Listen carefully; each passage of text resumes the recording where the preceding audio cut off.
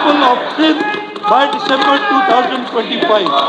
The M9 to N5 link road, initially only 7.2 kilometers, was in operation, and now by September 2025, this entire length will be in operation. Apart from this, in the PPP, we are doing the Marble City project, the Dhodki Kantkot Bridge project, the JICA Rehabilitation School, the Ranibagh Hyderabad project, carbon emission through forestation, the NED Technology Park.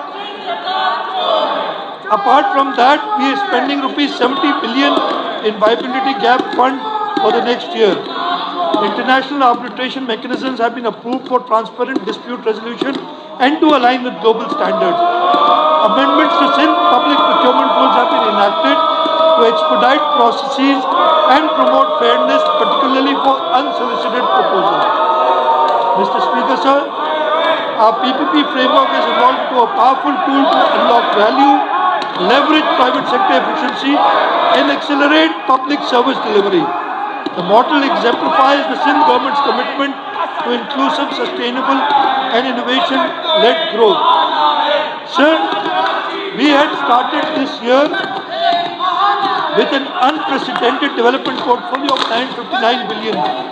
Due to the lower collection by the federal government and other issues regarding inflation and high project increase, whereby the projects had to be revised, we have released to date, and we plan to release 666 billion rupees, and inshallah ta'ala we will touch a development spending of rupees 600 billion this year, which will be an all-time high.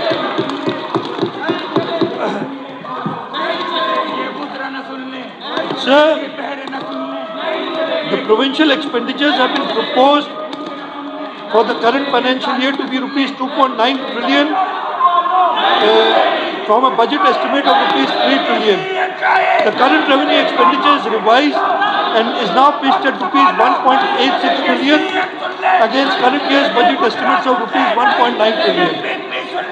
The current capital expenditure has been proposed to be rupees 237.9 billion, showing an increase over current year's budget of rupees 184.8 billion. The increase is due to surging rupee-dollar parity within the range of rupees 276 to rupees 282 per US dollar, raising the expenditure towards repayment of foreign loans.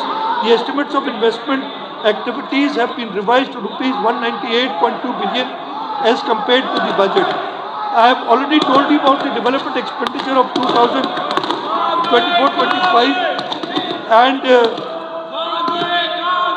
in the current financial year, for provincial development expenditure stands at rupees 817 billion, which includes 392 billion from provincial ADP, rupees 55 billion from district ADP, and rupees 296 billion for foreign project assistance.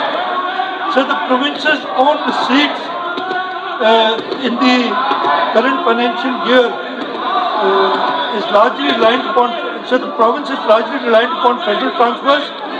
In the current financial year, the revised estimates of federal transfers have been proposed at rupees 1.79 trillion compared to a budget estimate of rupees 1.9 trillion. So 104 billion rupees have already been deducted by the federal government from her share.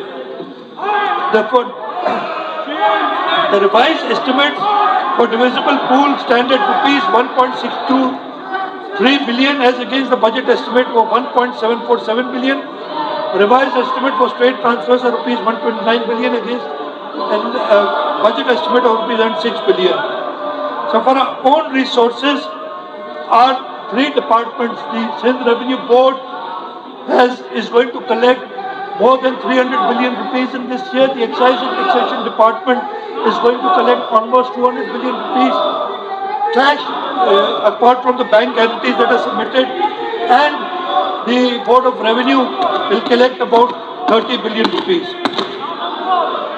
So the non-tax revenues have been proposed to be at rupees 1.5 billion. So for the next financial year, The budget outlay for provincial expenditure for year 2025-26, as I said earlier, is rupees 3.45 trillion. This marks an increase of 12.9% over budget estimates of the current financial year. I will very briefly present the components of current revenue, capital and development expenditures. Budget estimates for current revenue expenditures have been fixed at rupees 2.15 trillion, which is 12.4% higher than budget estimates of 1.9 trillion for the current financial year. The increase is mainly due to inflationary impact on the operating expense enhancement of grant and aid